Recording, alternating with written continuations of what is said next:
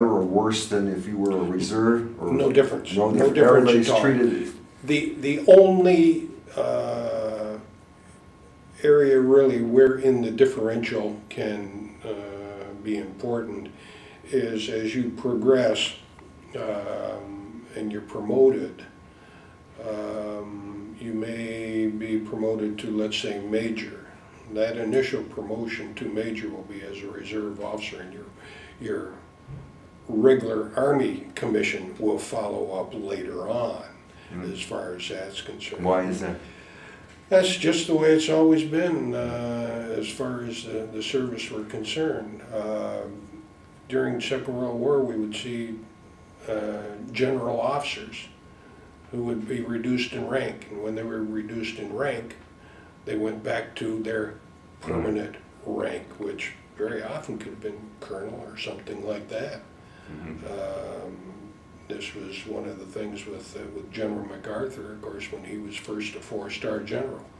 His permanent rank was only that of a 2-star general. So you can, that is not a really important factor as far as that's concerned. And I don't even know if it still comes into play in today's Army as far as that's concerned. So it's 1957, and you're now in Fort Benning, Georgia. Fort Benning. So what was that like? Good old Fort Benning. Lots of red clay and rain at 5 o'clock every afternoon. As I say, that was where you learned your trade.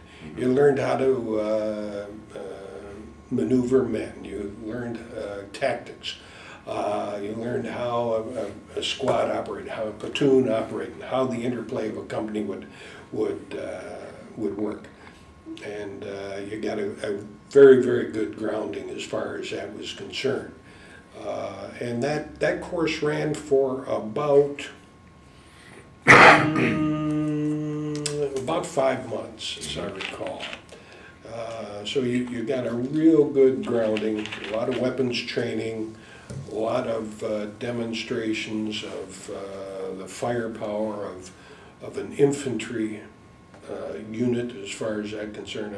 I recall one demonstration wherein it was a night demonstration, and they had us up in the bleachers, and they had on line, on the firing line, a reinforced infantry platoon.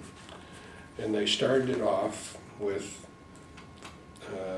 one man firing his rifle.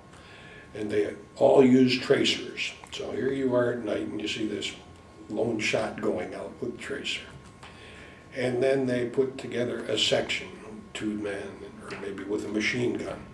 And they build it up slowly and slowly until they got where that entire platoon, as I say, reinforced, was firing all tracers, and you could sit there almost and read a book by the brightness of the illumination as far as that was concerned.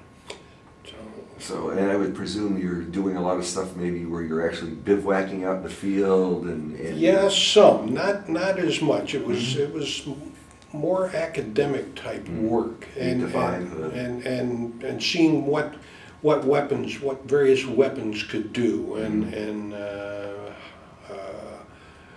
various things as far as operating a company, learning the logistics of a company, and things like that.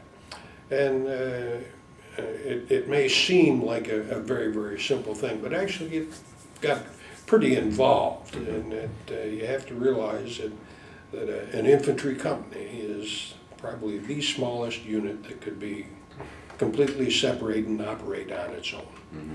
And the support that might be required for that can be pretty extensive when you figure that company commander is responsible for the welfare of his men, to include the feeding, the discipline, the housing, the whole ball of wax.